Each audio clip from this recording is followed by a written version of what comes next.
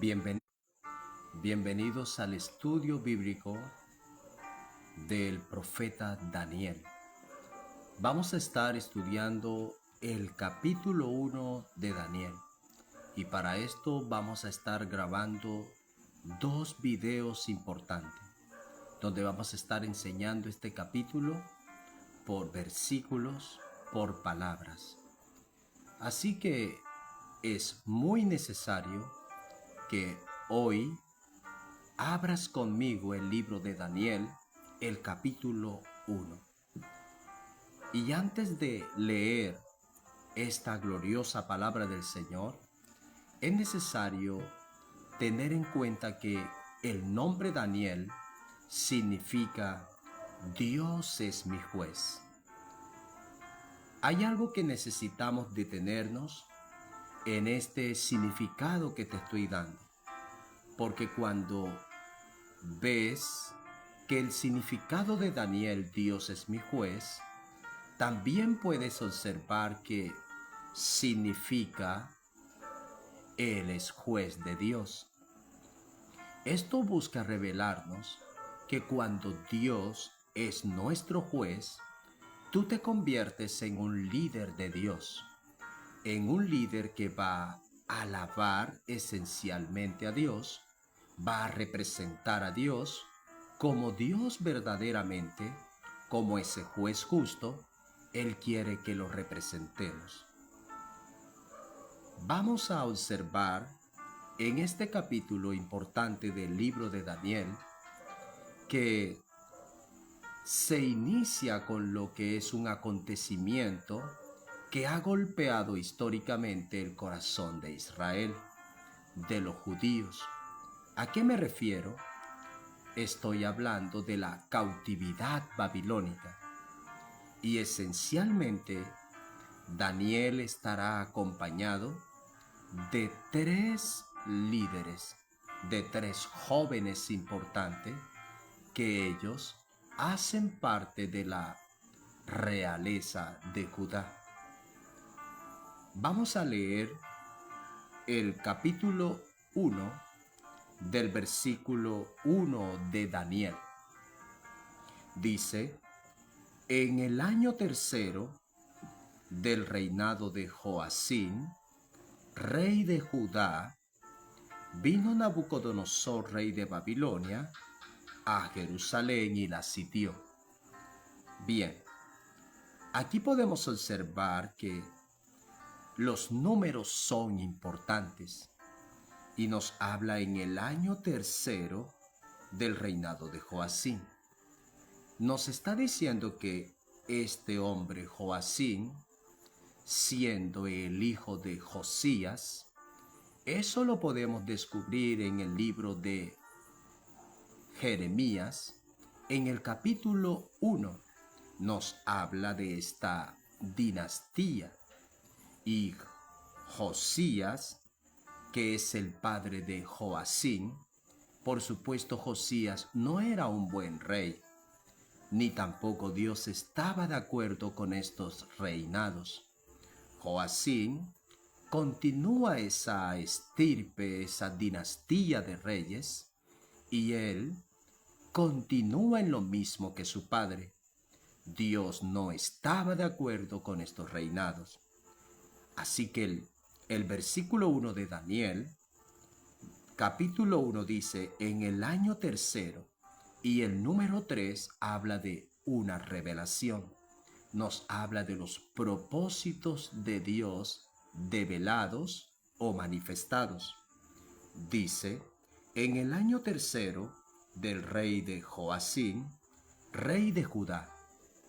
Él era rey, por supuesto, del reino del sur. Y el reino del sur tiene que ver con Judá. Resalta esa palabra en las escrituras porque Judá, de allí es donde viene la palabra judío, de allí es donde viene la palabra Judas. ¿Y qué significa? Uno que alaba a Dios. Está hablando de la alabanza a Dios. Y es importante que tengas en cuenta todo esto. Rey de Judá, Este reino del sur tiene una capital y la capital es Jerusalén. Y hemos aprendido que Jerusalén significa heredar la paz. Ahora observemos que vino Nabucodonosor que es el rey de Babilonia, y es necesario que resaltes esa palabra en la escritura, Babilonia, porque esencialmente es conocida en la escritura. Babilonia es conocida como el Oriente. Y vas a encontrar esta palabra para hacer referencia a Babilonia y poder conocer un poco e interpretar cuando llegues al Nuevo Testamento. Te estoy hablando del capítulo 2 del libro de Mateo. Te habla de unos magos que vienen del Oriente. Y esencialmente, si no estudias la profecía bíblica, te podrás perder de estas revelaciones. Cuando nosotros no estudiamos la palabra de Dios minuciosamente ni de una forma seria y quieta, vamos a expresar y a decir cosas que no tienen ninguna relación con la profecía bíblica. Babilonia, que es Babel, está hablando de ese oriente. Esencialmente hay unos magos y lo que nos está hablando aquí es que esta deportación a Babilonia nos busca revelar que en el capítulo 2 de Mateo, obviamente nos está hablando en una terminología griega, pero no es la palabra para magai, es lo que nos habla de magos, sino que esencialmente es la palabra sabios. Y uno de ellos es lo que vamos a conocer, quiénes son esos sabios que vienen de el oriente, y ellos van a visitar al Mesías Yeshua, quien va a nacer. Ellos serían guiados a través de la estrella de Jacob. Así que nuestro estudio no se considera en Mateo capítulo 2, sino en el libro de Daniel capítulo 1. Pero eso lo resaltamos para que tengas en cuenta cuán importante es estudiar la profecía bíblica, la palabra de Dios, y hacerlo así como lo estamos haciendo. Bien, Daniel capítulo 1, el versículo 1 dice: en el año tercero del reinado de Joacín, rey de Judá, vino Nabucodonosor, rey de Babilonia, a Jerusalén. Jerusalén es la capital de Judá, ese reino del sur. ¿Y qué hizo? La sitió. Cuando habla de sitiarla, está hablando que él la cercó. Nadie podía salir, nadie podía entrar de la ciudad. Había un sufrimiento muy fuerte. Por lo tanto, hasta el día de hoy se dice que los judíos recuerdan esa deportación a Babilonia. Si algo te puede detener en la profecía bíblica para estudiar estas historias, es que lo que más golpea el corazón de un judío cuando recuerda la deportación a Babilonia es que ellos fueron nacidos de una promesa que Dios le entregó a Abraham, que su descendencia llenaría la tierra. Pero ahora esa promesa divina de Dios, a esos a los cuales Dios les prometió, están siendo llevados cautivos hacia el oriente, hacia la Babilonia. Lo que busca revelarnos el capítulo 1 de Daniel es hablarnos acerca que si nuestras decisiones son completamente buenas, vamos a hallar buenos resultados. Pero si nuestras decisiones son malas, las consecuencias se dejarán ver. Observamos que este rey Joacín no tiene en cuenta a Dios en su reinado. Jeremías es contemporáneo con Daniel en los días esencialmente del reinado de Josías y Joacín. Por supuesto que Jeremías experimenta desde, desde los adentros de la ciudad la deportación de su pueblo, pero Jeremías no es llevado cautivo. ¿Por qué? Porque este era el profeta que Dios había destinado para ese tiempo. Observemos, Nabucodonosor, rey de Babilonia, llega a Jerusalén y la sitia. Versículo 2. Y el Señor entregó en sus manos a Joacín, rey de Judá. ¿Qué vemos aquí? Lo que alcanzamos a observar es que Eliaquim, Joacín, este rey no estaba haciendo la voluntad de Dios. Solo cuando nosotros no hacemos lo que Dios nos ordena hacer, sabrás que nuestros enemigos, entonces Dios los tomará como siervos para enseñarnos algo importante. Cuando nos está hablando de Joacín, en este versículo 2 y dice: el Señor entregó en sus manos a Joacín, rey de Judá. Nabucodonosor se reconoce como ese siervo de Dios, pero debes tener en cuenta que Nabucodonosor no es porque él considere a Dios su Dios. Él se reconoce a sí mismo como un Dios.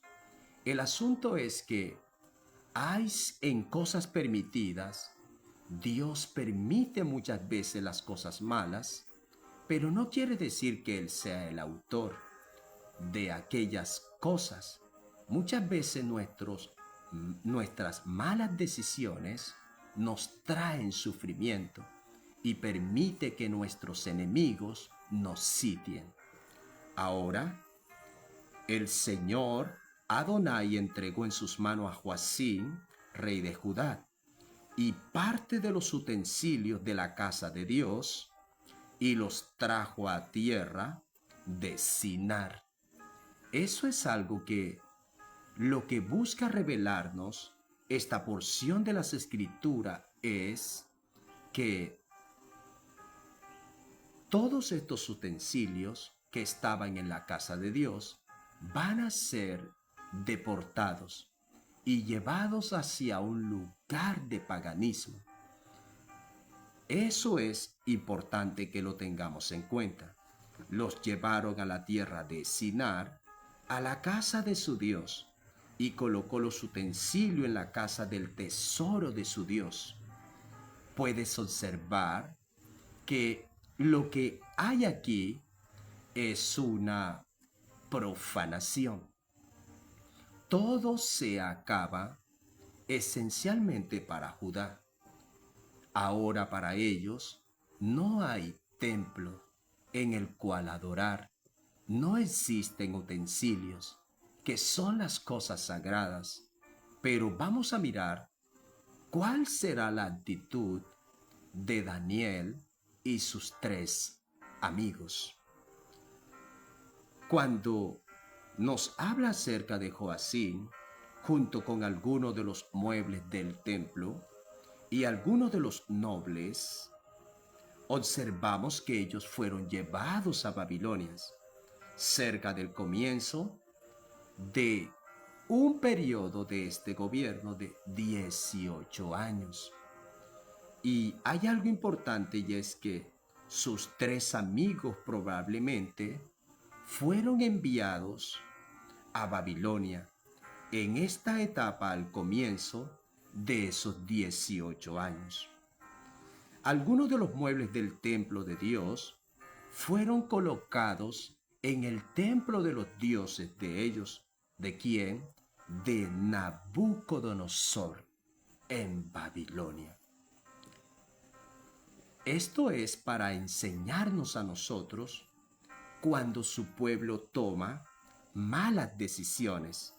El versículo 3 dice: y dijo el rey a Aspenas.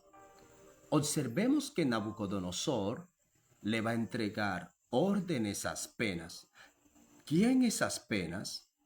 Dice el versículo 3 que es jefe de sus eunucos. Cuando hablamos de los eunucos, aquí está hablando de una persona que era castrada de manera voluntaria. Un eunuco que fue castrado de manera voluntaria para poder servir con mayor dedicación en todas las responsabilidades. Por supuesto, Dios no estaba de acuerdo con estas prácticas, pero estos reinos colocaban todas estas cosas en prácticas. Ellos, una vez que eran castrados, no tenían responsabilidades ni deseos de poder unirse a mujer ni tener familia, y era lo que facilitaba en que ellos se pudieran dedicar en un oficio para un rey en esa época. Vemos que el jefe de los eunucos era Aspenas, y dice que trajese de los hijos de Israel, y el requisito es del linaje real de los príncipes. Puedes observar que de los jóvenes, en este caso Daniel, ellos salen del linaje real de los príncipes. Y vamos a observar, en medio del sufrimiento, en medio de estas situaciones, lo que Dios va a hacer con Daniel y sus 3 amigos. Son jóvenes que estarán en una tierra extraña, donde Daniel está acostumbrado a adorar a Dios en el templo. Por supuesto, sus 3 amigos. Pero allí llegarán a un lugar donde ya no hay templo, donde ya no hay cosas sagradas, donde hay cosas repulsivas a Dios, donde hay un factor de riesgo contaminante en su vida saludable y mayormente en su espiritualidad bastante fuerte. Pero solo una decisión, y es lo que vamos a enseñar, cómo se le llamó esa decisión que tomó Daniel allí en Babilonia, en medio de ese sufrimiento. Dice el versículo 4: muchachos, es decir, jóvenes, en quienes no hubiese tacha alguna. Resalta esa palabra en las Escrituras, porque la palabra para tacha alguna está hablando sin defectos. Y cuando habla de sin defecto, está hablando que estas personas debían tener las siguientes cualidades, y la palabra de Dios nos los está enseñando. ¿Cuál es? La tacha alguna, y el principio era número 1, de buen parecer. Que tuviesen buena presencia, no tuviesen defecto alguno en su parte física. Que ellos sean enseñados en toda sabiduría. Por lo tanto, eso tiene que ver con la palabra sin tacha, que tuviesen esa capacidad de sabiduría, sabios en ciencia, que ellos que fuesen de buen entendimiento e idóneos, que tuviesen esa capacidad para estar en el palacio del rey, y que les enseñasen las letras, el Séfar, que tiene que ver con un libro caldeo. Y por supuesto, ellos debían tener esas capacidades. Esa es la palabra por la cual se le caracteriza y se explica de lo que es sin tacha alguna. A eso se refiere. El mismo texto te lo va indicando, te lo va explicando. No necesitas otra cosa más que la Biblia misma, la palabra del Señor, abrirla y leerla y dejarte llevar por ella. Dice la Escritura de la siguiente manera. El versículo 4 termina: idóneos para estar en el palacio del rey, y que les enseñase las letras y la lengua de los caldeos. Lo que busca revelarnos el versículo 4 es que ellos van a recibir toda ciencia, todo conocimiento, el Sefer, las letras de los caldeos. Eso, lo que busca la palabra del Señor revelarnos es que ellos van a estar condicionados a entender, a conocer, a comprender todo lo que tiene que ver con los babilonios. Ellos se les va a educar en vivir tal cual como netamente un babilonio vive en medio de Babilonia, o un babilónico. Es importante que tengamos en cuenta cómo reaccionará Daniel frente a todo esto. Dice el versículo 5: y les señaló el rey ración para cada día, es decir, las comidas que ellos debían comer cada día. Fue por orden de Nabucodonosor. Este rey, por supuesto, era muy exigente y estaba buscando la forma y la manera de cómo educar a estos jóvenes que, por supuesto, fueron cautivados. Y todo cautivo, ellos hacen referencia de ser un botín de conquista, y todo lo que un rey puede conquistar le pertenece por derecho de guerra. Y observemos: y le señaló el rey, versículo 5, ración diaria para cada día, de la provisión de la comida del rey. Es específico porque ellos iban a comer la comida del rey. ¿A qué se refiere eso? Las comidas más finas. Escuche eso. Las comidas más finas, más típicas del rey de Babilonia. Eso creo que te puede interesar mucho. Está hablando de lo que es el kosher o el kashrut, o lo que tiene que ver con las leyes alimenticias. Y debemos tener en cuenta que unas son las leyes alimenticias de los babilónicos, en este caso del rey de Babilonia, y otras son las leyes alimenticias que tiene Daniel y sus amigos.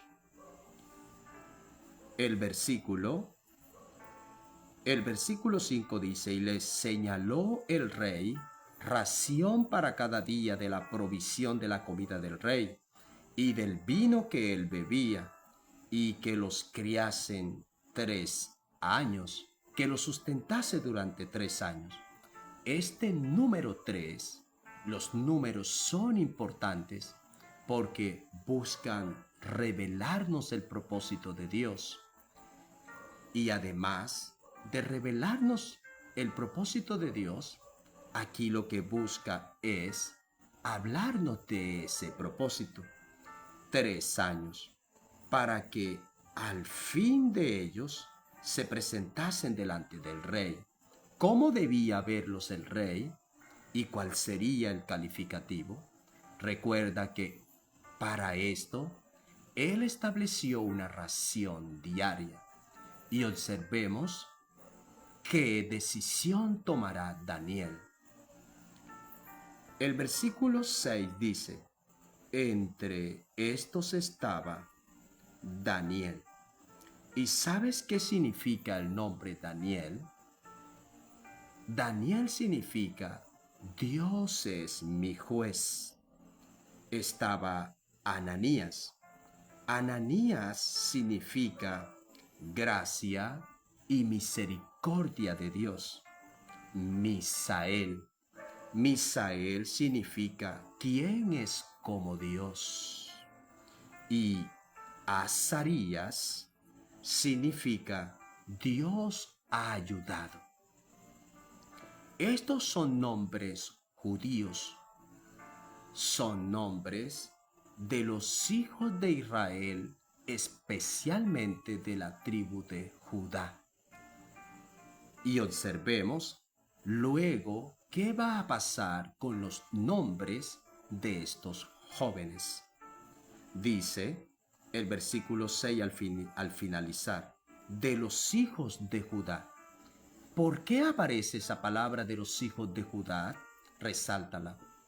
Debes recordar que el significado de Judá, Yehudá, judío, Judas, Judá, significa alabanzas a Dios, judío, uno que alaba a Dios, Judas, alabanzas a Dios. Ahora, puedes observar que, ¿por qué aparece esta palabra esencialmente en el versículo 6 al finalizar de los hijos de Judá? Porque además de significar alabanza, lo que busca revelarnos es que todo aquel que busca alabar a Dios no buscará redimirse a sí mismo, no buscará hablar de sí mismo, no buscará una alabanza de sí mismo, sino que él buscará exaltar, alabar a Dios. Es importante este término de los hijos de Judá en el versículo 6. Versículo 7. A estos, el jefe de los eunucos, es decir, Arpenaz, puso nombres. La palabra para nombres significa identidad. Significa tener un poder, una autoridad. Pero más que todo en este verso, está hablando de una identidad. Ellos, a través del jefe de los eunucos, van a tener un cambio de identidad. Vamos a observar. Les colocan nombres. A Daniel le colocan Belsasar. Lo que estamos mirando aquí es que esos nombres judíos, que por supuesto tienen significados bíblicos, que buscará Aspenaz, cambiar esos nombres. ¿Por qué? Porque para su reino no sirven, no es útil. Ellos buscarán beneficios, buscarán adaptar a estos jóvenes, mentalizarlos para que ellos se adhieran a la cultura babilónica. ¿Sabías que históricamente cuando los judíos eran deportados y fueron llevados cautivos, en esencial muchos a Roma, ellos decidieron vivir de acuerdo a esas culturas y pasar de esas dificultades sencillamente y aguardar un alivio en medio de esa cautividad, ellos aceptando la cultura sin guardar ninguna identidad. Pero no es lo que hace Daniel y sus amigos. Es importante que lo tengamos en cuenta. Aspenaz busca cambiar la identidad de estos jóvenes, que ellos se comporten y tengan una identidad, coman y beban, vistan como babilónicos. Observemos, a Daniel le colocan Belsasar, y Belsasar significa proteja la vida del rey. Estos nombres son nombres babilónicos, son nombres de dioses babilónicos, son nombres de ídolos. Es necesario que tengas en cuenta esto. A Ananías le colocan Sadrach, y Sadrach significa tierno. Son nombres paganos. A Misael le colocan Mesac, y Mesac significa que saca con fuerza. A Misael le colocan Mesac y a Azarías le colocan Abednego, que significa siervo negro. Hay algo que necesitas tener en cuenta y lo he escuchado una y otra vez. ¿Sabías que la mayoría de los creyentes se graban con una facilidad los 4 nombres babilónicos? Y ellos lo único que hablan es Belsasar, Sadrach, Mesad, Abednego.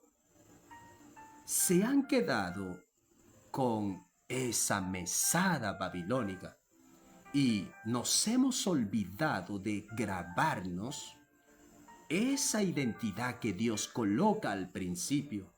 Eso da mucho que decir de ti, que si en algún momento difícil estarás dispuesto en someterte también como aquellos judíos a una circunstancia, olvidándote de eso que Dios ha hecho por ti.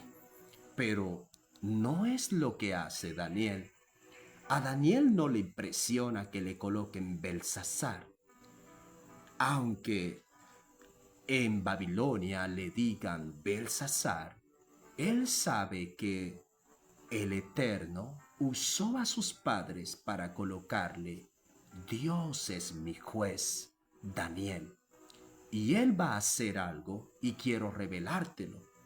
Él va a hacer algo, Daniel y sus amigos, que solo alguien cuando se identifica con Dios y no pierde esa identidad, no importa que no haya templo, no importa que no hayan utensilios sagrados para adorar a Dios, no importa lo que haya dejado de existir, lo importante es seguir teniendo esa comunión con el Eterno. Observa. Así que te recuerdo, los nombres no son Belsasar, no son Sadrach, no son Mesach, no son Abednego. Te quedaste con los nombres paganos: Daniel, Ananías, Misael, Azarías. Esto es importante, amado pueblo del Señor. Dice el versículo 8, dice la Escritura, y Daniel propuso en su corazón. Ahí, no quiero adelantarme porque es importante. Escúcheme, hay cosas que hay que cambiar en la interpretación de las Escrituras. ¿Por qué? Porque cuando nosotros hablamos de las cosas que están en el corazón nuestro, debemos descubrir a nivel de las Escrituras qué es lo que Dios nos quiere hablar. Dice, Daniel propuso en su corazón. ¿Qué nos enseña la Escritura? Que nosotros podemos, solo a través de nuestro comportamiento, exteriorizar lo que somos por dentro. El corazón es un indicador para revelarnos quién eres tú. Un ejemplo, las palabras. Todas esas palabras que salen de lo que tú eres por dentro. Esas acciones y esa toma de decisión tiene que ver con lo que tú eres por dentro. Bien, cuando hablamos o nos habla que Él propone en su corazón, ¿qué es lo que nos quiere revelar? Resáltalo en las Escrituras. A veces le decimos a las personas, Dios va a cumplir el deseo de tu corazón. Pero si pudieras en algún momento analizar los deseos que hay en el corazón de aquellas personas, están tan alejados del propósito de Dios que no creo que Dios quiera cumplir esos deseos. Nosotros de manera muy errada hemos seguido el camino del Evangelio buscando pretender que Dios tenga que entregarnos todo lo que nuestro corazón diga. Eso es un error. Escúchame. La palabra para corazón está hablando de pensamientos, y esas peticiones de mi corazón, esas necesidades de mi corazón, en este caso eso que Daniel propuso en su corazón, es importante porque lo que proponemos en nuestro corazón no son nuestros propios deseos, sino los deseos de Dios. A eso se refiere. Así que esa necesidad de mi corazón es un indicador para decir que ya yo no estoy detrás, no estoy persiguiendo mis propias necesidades, sino las del reino de Dios. A eso se refiere las peticiones de nuestro corazón. Son ideas, son acciones, son palabras que en base se conectan con la voluntad de Dios. Daniel se conecta con la voluntad de Dios pese a que estás observando que le están cambiando la identidad, le están proponiendo una comida que él sabe que lo va a contaminar, pero él propone en su corazón, en otras palabras, él permite que sea el deseo de Dios en él, en sus pensamientos, son sus ideales y su principal propósito. Daniel y sus amigos están en una tierra extraña. No hay templo. Ellos no tienen utensilios que representen la presencia de Dios para adorar. Ellos están en una cautividad babilónica. Están en un territorio donde se adora un Dios llamado Nabucodonosor y otros dioses. Observemos lo que dice el versículo 8. Y Daniel propuso en su corazón no contaminarse con la porción de la comida del rey. La pregunta es, ¿hasta dónde estás tú dispuesto en sacrificar comidas finas, caras? ¿Hasta dónde estás dispuesto en sacrificar aquellas cosas que te pueden llamar la atención por causa de Dios, de no contaminarte? Y esa palabra para contaminarse es importante, porque eso sí tiene que ver con un cambio de identidad. No porque a ti te hayan nombrado literalmente o te hayan dado otro nombre. El asunto es que el comportamiento y las sanciones te hacen ser un verbo, mas no un sustantivo. Y observemos, Daniel, él propone en su corazón no contaminarse con la comida del rey. Él propone en su corazón no contaminarse con la comida del rey, y observemos, ni con el vino que él bebía. Lo que busca revelarnos estos versículos, amado pueblo del Señor, es que ellos están siendo educados como todos unos babilónicos. A ellos los van a mentalizar en vivir como netamente un babilonio. Ellos le pertenecen a Babilonia. Y observemos lo que ellos van a hacer, lo que va a hacer Daniel. Daniel toma esta iniciativa. Y él dice el versículo 8, y Daniel, es muy importante este versículo, propuso en su corazón no contaminarse con la porción de la comida del rey, ni con el vino que él bebía, y él va a hacer una petición. Pidió, por tanto. Esta palabra, por tanto, es muy necesaria que la resaltes, porque habla de una acción inmediata. Es una conjunción que genera un cambio. Dios quiere que nosotros a las cosas adversas que nos rodean le demos un cambio, no a nuestro favor, sino al reino de Dios. Es importante. Dice, por tanto el jefe de los eunucos que no le obligase a contaminarse. Daniel le hace esta solicitud a él, pero vamos a observar que este es un babilónico.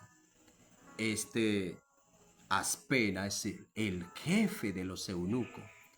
Por supuesto es que él estas cosas no las estará entendiendo, pero cuando Dios está contigo y cuando Dios está contigo, tú buscas no exaltarte a ti mismo, buscas revelar a Dios. Por eso es en la palabra, los hijos de Judá, alabar a Dios.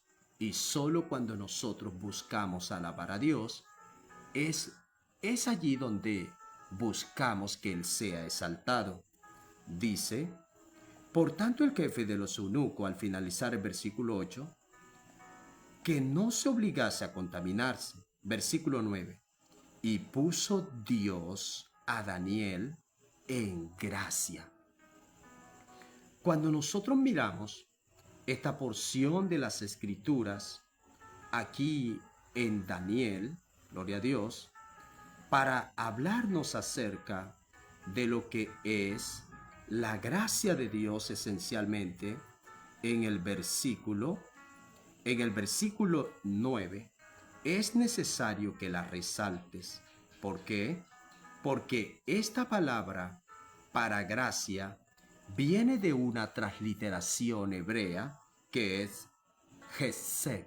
Y observa, cuando nos habla de ese Hesed, esa gracia de Dios está hablando de una misericordia. Dios pondrá esa misericordia sobre la vida de Daniel ante Aspenas. Solo cuando tú permites que Dios sea tu juez y que Él sea el que te defienda, Él va a ser alabado. Daniel, lo único que Él hace es no contaminarse con la comida del rey, pero Él no queda siendo un sustantivo, es decir, no se convierte meramente en palabras. Él acciona.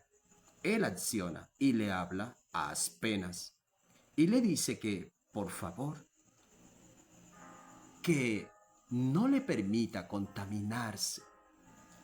Y puso Dios, versículo 9, a Daniel en gracia y en buena voluntad con el jefe de los eunucos. Aquí hay algo que nos quiere revelar el versículo 9, y es que cuando nosotros logramos algo en Dios, no se trata de nosotros, sino de la gracia de Dios en nosotros.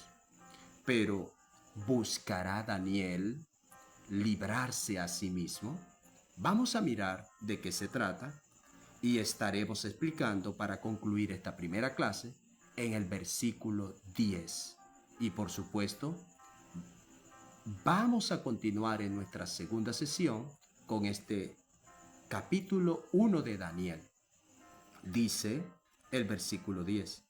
Y dijo el jefe de los eunucos a Daniel: temo a mi señor el rey. Cuando apenas está hablando, él no se está refiriendo al Dios de Daniel. Él no le está diciendo que le tiene temor al rey de la gloria. Él está diciendo que tiene temor a Nabucodonosor. Y dice que señaló vuestra comida y vuestra bebida. Pues luego que él vea vuestros rostros más pálidos que los de los otros jóvenes o muchachos que son semejantes a vosotros, dice él, condenaréis para con el rey mi cabeza. Aspena tiene la razón. Él está hablando como todo un babilónico. Y él dice, esto es algo que ustedes me están tirando a la muerte. Pero si nosotros miramos el versículo 11, dice entonces. Y esa palabra para entonces, en el versículo 11, genera un cambio. ¿Sabes por qué genera un cambio? Porque solo cuando vemos que de las adversidades, buscamos que Dios sea exaltado y alabado. Es muy peligroso cuando nosotros buscamos ser exaltados a nosotros mismos usando las cosas de Dios. El versículo 11 es importante. Dios me permitió ir hasta el versículo 11. Dice, entonces dijo Daniel a Melzar. ¿Sabe quién es Melzar? Melzar era el siervo de Aspenas. Este era el mesero, una figura como de un mesero. Dice que estaba puesto por el jefe de los eunucos sobre Daniel, Ananías, Misael y Azarías. Para concluir, en este versículo 11 deja claro el nombre que Dios quiere con que nosotros hagamos referencia a estos hombres de Dios. Amado pueblo del Señor, en nuestra segunda fase aprenderemos si Daniel busca librarse o permite que Dios sea quien lo libre. Si Daniel, él, busca redimirse o permite que Dios sea quien lo redima. Amado pueblo de Dios, que el Dios Todopoderoso te bendiga más. Aleluya. Y espero que esta primera parte del libro de Daniel te haya ayudado muchísimo. Compártelo con alguien que lo necesite. Te saluda este ministro de Dios, el pastor Héctor Correa, país Colombia. Bendiciones, mis hermanos.